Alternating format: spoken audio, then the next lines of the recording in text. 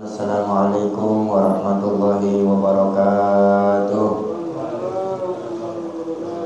Alhamdulillahi rabbil alamin wa bihi nasta'inu ala umurid dunya waddin. Wassalatu wassalamu ala asyrafil anbiya'i wal mursalin Sayyidina Muhammadin wa ala alihi wa sahbihi ajma'in, amma ba'd. Rabbi shrah li sadri wa yassir li amri wahlul 'uqdatam min lisani yafqahu qawli. Subhanaka la ilma lana illa ma 'allamtana innaka antal alimul hakim. Allahumma salli ala sayyidina Muhammadin salatan taghfiru biha dzunub wa tuslihu bihal qulub wa tantaliqu bihal usub wa talinu bihas su'ub wa ala alihi wa sahbihi wa man ilaihi mansub. Alhamdulillah, segala puji hanyalah milik Allah subhanahu wa ta'ala yang telah memberikan kita taufik hidayah sehingga kita mendapatkan limpahan anugerah dan ampunan dari Allah Subhanahu wa taala. Dan mudah-mudahan hadirnya kita pada malam hari ini, semoga Allah Subhanahu wa taala mengabulkan segala hajat dan urusan kita, panjang umur, sehat walafiat, dimudahkan segala urusannya, dan mudah-mudahan kelak kita bisa masuk surga Firdaus bersama Nabi kita Muhammad sallallahu alaihi wasallam. Amin ya rabbal alamin. Jamaah sekalian, di zaman Nabi Muhammad sallallahu alaihi wasallam, waktu awal-awal Nabi mendapatkan perintah oleh Allah Ta'ala untuk melaksanakan sholat 5 waktu. Nabi hijrah, Nabi Mi'raj ke langit ke-7, ke Sidratul Muntaha, berjumpa dengan Allah Ta'ala dan mendapatkan tugas yaitu berupa sholat 5 waktu.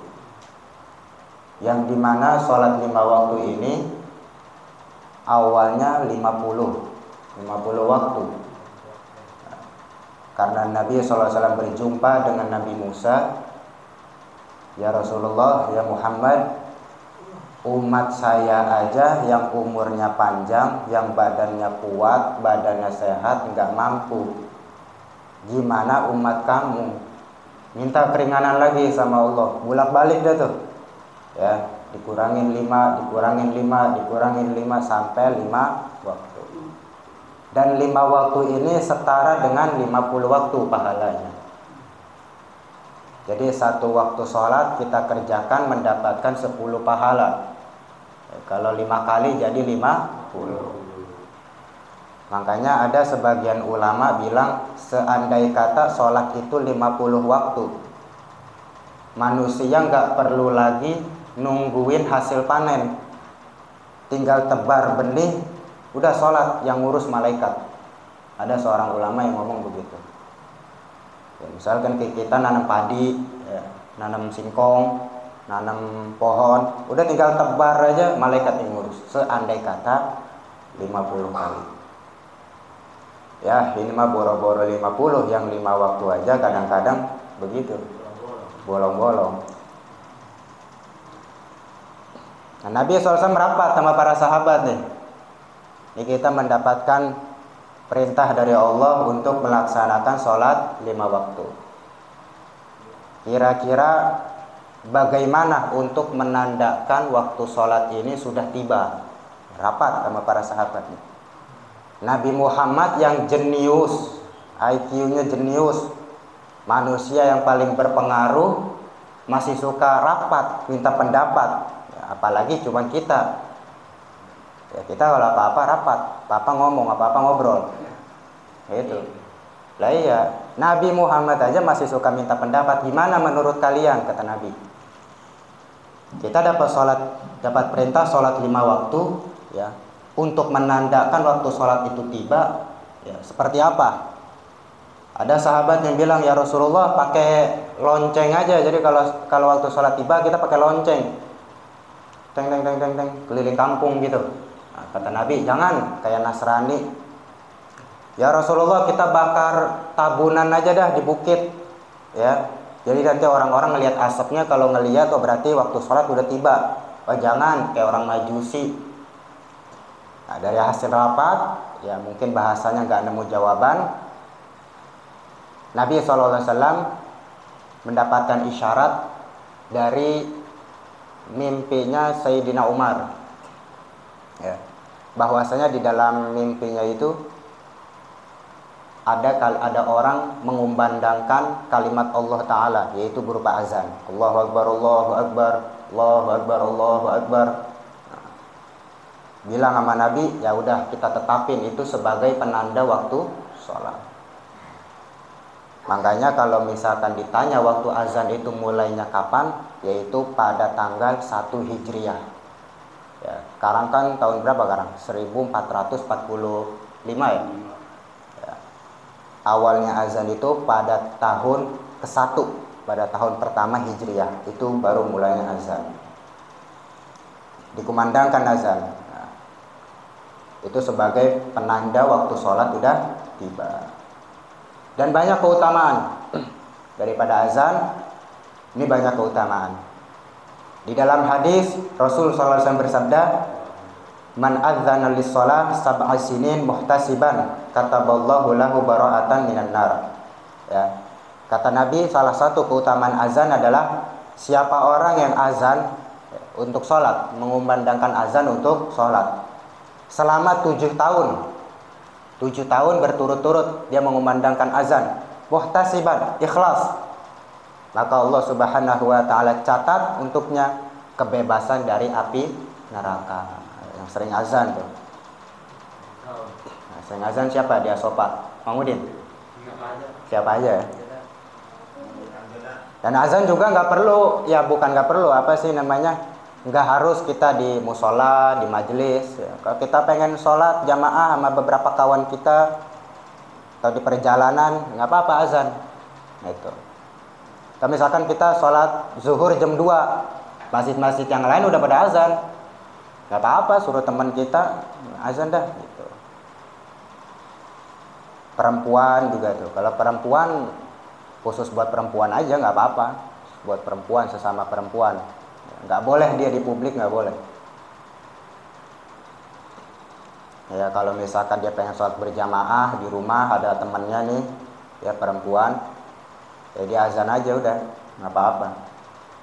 Asal jangan di publik aja, di luar gitu, pakai mic. Ya. Bahkan di padang mahsyar, ya, selamat dia dari tenggelam akibat keringatnya sendiri. Dan orang-orang di saat itu macam-macam, ada yang tenggelam sedada, ya sekaki, tergantung dosa. Nah, orang yang azan selamat dia. Dalam hadis lain juga Rasul SAW bersabda, man adzana khamsa shalawatin imanan wa ihtisaban ghufira lahu ma taqaddama min dzanbih. Barang siapa yang azan 5 kali, ya, 5 kali sholat fardu, ya, dari mulai subuh sampai isya, dia aja tuh yang azan tuh, imanan wa ihtisaban, ya, dia beriman, yakin, wa ihtisaban, ikhlas, artinya bukan yang digaji gitu. Kadang-kadang kan ada orang muazin ditugasin ntar digaji gitu. Kali ini enggak, ihtisaban, ikhlas, benar-benar murni dia yang pengen gitu. Ghufira lahu ma taqaddama min dzanbi. Allah taala ampuni dosa-dosanya yang telah lalu. Yang telah lalu-lalu tuh, ya, dari subuh sampai isya dia aja tuh yang azan, misalnya di Asopa. Ya, Mangudin aja udah tuh yang azan dari subuh, zuhur, asar, maghrib, isya, diampuni dosanya, dosa-dosa yang masa lalu. Langsung Bang, amalin Bang. Nah, ya, imanan wa ihtisaban. Syaratnya iman, dia iman ya, masih iman sama Allah taala, sama Nabi Muhammad. Ihtisaban, ikhlas, murni semata-mata karena Allah.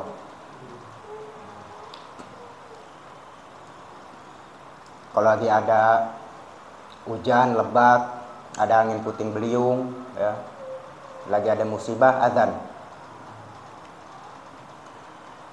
Wa qala aidan, dan Nabi SAW juga bersabda, salasatun yu'simuhumullahu ta'ala min azabil qabri. Ada 3 perkara yang Allah Subhanahu wa ta'ala melindungi mereka dari azab kubur. Ada 3 amalan, ya, apabila dikerjakan Allah Subhanahu wa ta'ala melindungi mereka dari azab kubur. Yang pertama asyahid, orang yang mati dalam keadaan syahid, ya, baik syahid dunia ataupun syahid akhirat. Ya. Syahid dunia, orang yang meninggal sakit perut, ya. Orang yang meninggal tenggelam, meninggal kebakar, ya. Syahid. Atau meninggal melawan begal, ya, naudzubillah dah. Meninggal melawan begal, dibegal dengan lawan, dibunuh sama tuh begal, syahid. Syahid akhirat. Artinya syahid akhirat harus dimandiin seperti orang meninggal pada umumnya deh tuh, ya, dimandiin terus disolatin. Kalau syahid dunia orang yang mati dalam medan perang, ya, jangan disolatin, jangan lagi dimandiin, karena darahnya itu yang bakalan jadi saksi nanti di hari kiamat, gitu. Itu syahid dunia maupun syahid akhirat. Orang yang mati syahid salah satu golongan yang Allah Ta'ala lindungi daripada azab kubur. Yang kedua muadzin, orang yang sering azan tuh. Orang yang sering azan, orang yang dilindungi oleh Allah Ta'ala dari azab kubur, sering azan. Dan yang ketiga wal mutawaffa yaumal jum'ah, orang yang wafat di hari Jumat.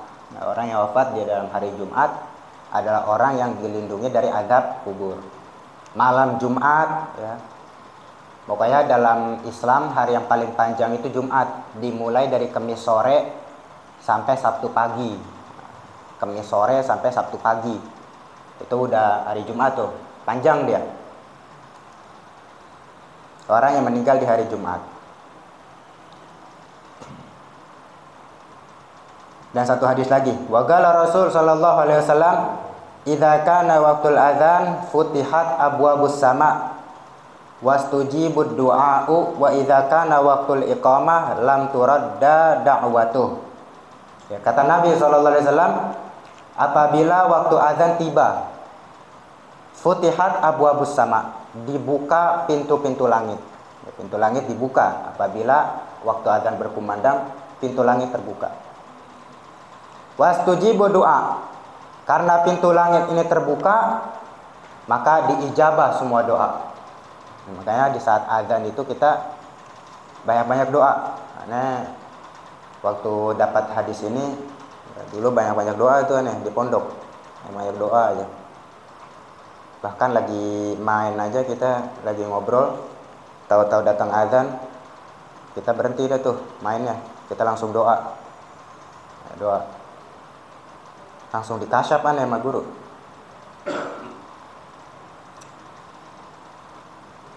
Nah, pintu langit kebuka, nah banyak-banyakin doa di situ. Ya, salah satu waktu ijabah, ya. Wa idza kana waqtul iqamah, apabila waktu iqamah datang, ya, dikumandangkan, lam turadda da'watuh, niscaya tidak akan ditolak doa. Azan, pintu langit kebuka, semua doa diijabah. Ketika qomat, qomat Allahu Akbar, asyhadu an la ilaha illallah. Selama durasi qomat, doa kita nggak bakalan ditolak, digabul sama Allah Subhanahu wa taala. Kayak baca juga tuh doa marhaban bil qailina adlan wa marhaban bis sholawati wa ahla. Itu amalan dari Nabi. Sepele emang tuh. Jadi kalau kita baca, diangkat derajat kita, ya, diampuni dosa kita, diberikan kebaikan, ya, dapat pahala. Baca itu. Azan berkumandang, Allahu Akbar, Allahu Akbar, Allahu Akbar, Allahu Akbar. Nah, baca itu. Marhaban bil qailina adlan. Kenapa ini?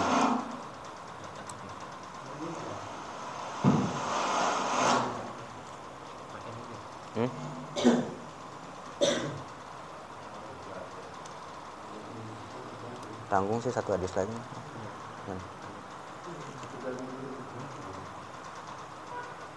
Jadi nyalain emang.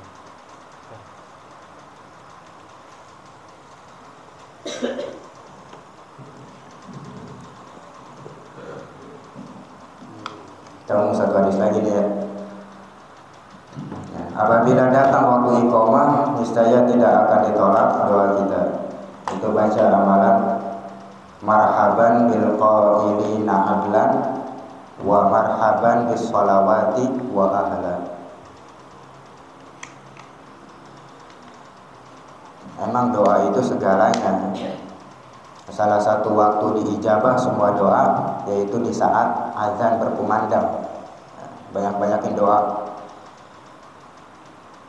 Minta dah tu sama Allah Ta'ala semua hajat, asal kita yakin aja. Karena doa kalau kita nggak yakin, Allah tidak akan kabulin. Ya biar kata kita baca ratib 40 kali juga ya, percuma kalau nggak yakin.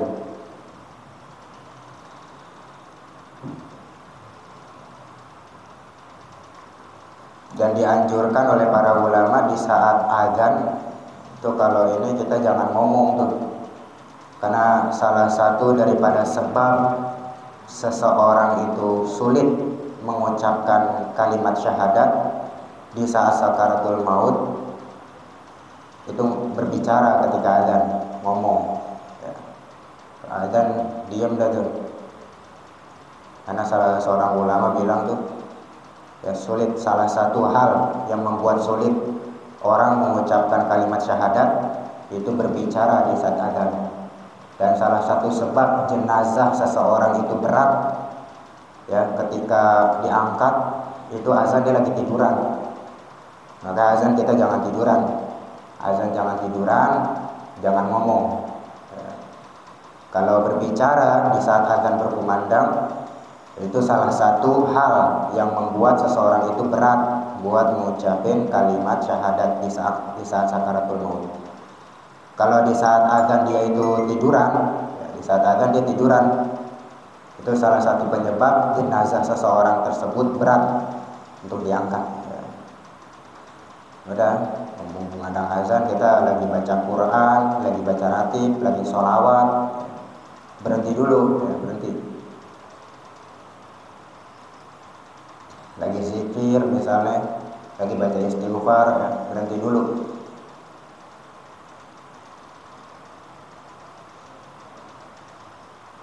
Kalau lagi baca Quran tuh ya, misalnya ada orang yang ngajak ngomong, izin dulu sama Allah Ta'ala. Ya Rabb, izinkan saya untuk menjawab pertanyaan si fulan misalnya. Kita lagi baca Quran, tahu-tahu ada orang nanya, kunci motor di mana? No, di sono. Jangan langsung menjawab ya. Beri adab sama Allah Ta'ala, kurang adabnya. Ibarat kita ngajak ngobrol orang, itu orang yang kita ajak ngobrol tahu-tahu nggak menghargai kita gitu. Begitu. Izin dulu sama Allah Ta'ala.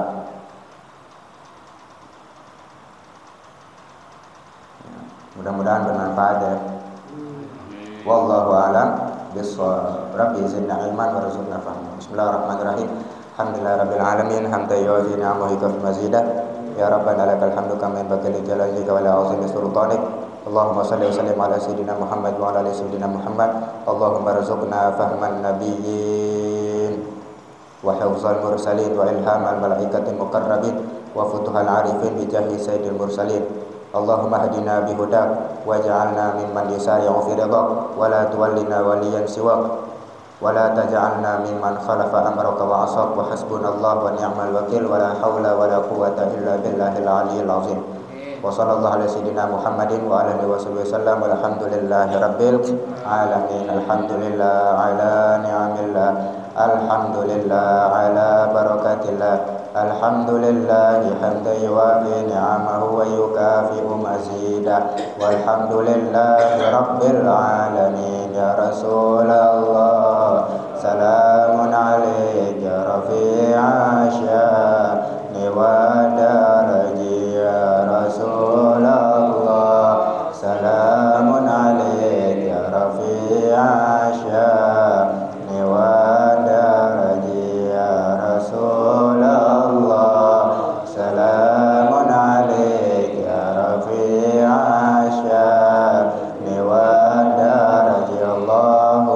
salli wa sallim wa barik alaihi wa ala alihi wa minkum. Wassalamualaikum warahmatullahi wabarakatuh.